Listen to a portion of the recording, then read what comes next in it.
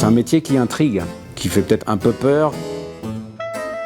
Oui, je côtoie des animaux morts toute la journée, mais en fait, tu n'y penses pas. C'est répertorié comme un métier d'artisan, secteur cuir. Est-ce qu'il est possible d'empailler un humain?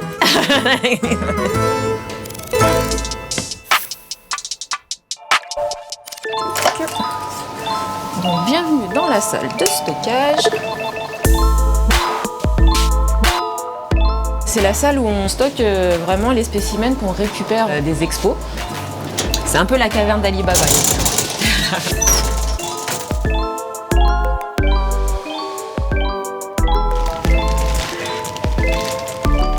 Le métier de taxidermiste, ici, au Muséum d'histoire naturelle, c'est de la restauration. Il y a de la préparation pour la recherche, et puis il y a des montages pour essentiellement les expositions temporaires. Voilà.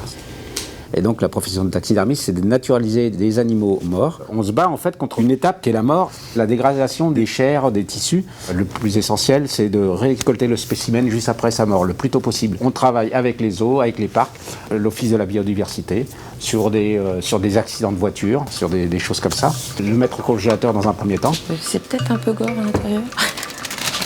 Tellement de spécimens. Après, il y a l'étape du dépouillage. On ôte la peau, on décolle la peau du corps. Il y a une prise de mesure sur le corps, sur l'écorché, sur la musculature. Avec ces mesures, on crée un mannequin. Et puis après, sur ce mannequin qui est aux bonnes mesures, on vient coller et coudre la peau, la contraindre à le tenir et à sécher dans la position, se figer sur le mannequin. C'est un travail qui est long, fastidieux, et il faut vraiment être très méticuleux parce que la peau se déchire très facilement. Donc tous les détails sont importants. Pour une bonne naturalisation, il ne faut rien laisser au hasard en fait. Donc c'est un jeune tigre, il est un peu poussiéreux, il a un peu la queue là, justement ouverte, où je vais faire une restauration, et un petit nettoyage au niveau du pelage. Donc on va le rendre tout beau pour cette exposition.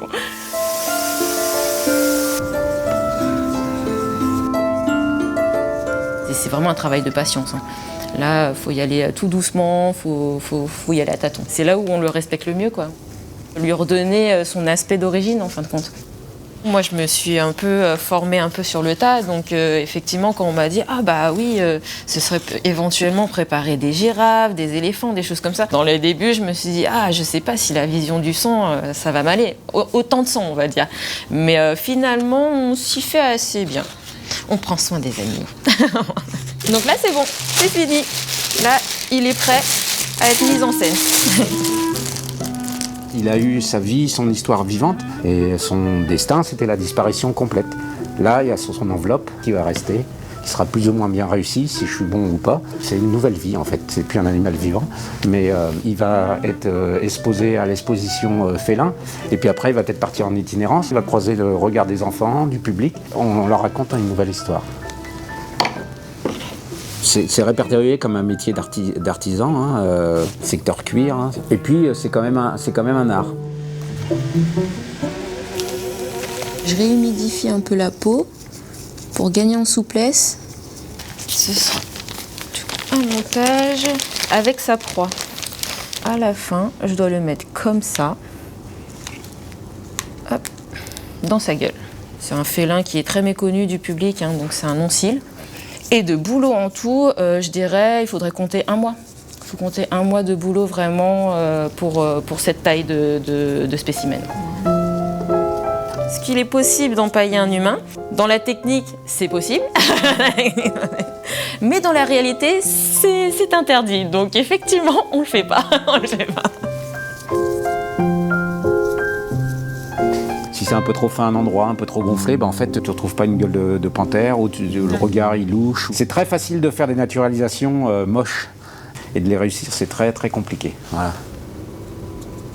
C'est un métier qui intrigue, qui fait peut-être un peu peur. Oui, je côtoie des animaux morts toute la journée, mais en fait, quand tu vois ton travail dans la grande galerie, et puis tu vois des gamins qui ont les yeux qui brillent, comme moi j'ai pu avoir quand j'avais 14 ans et j'ai découvert la taxidermie, c'est une des choses que je préfère. Ça crée quand même une émotion complètement différente qu'un écran, quoi. Si on arrive à retranscrire un peu la beauté de cet animal, on arrive à toucher les gens.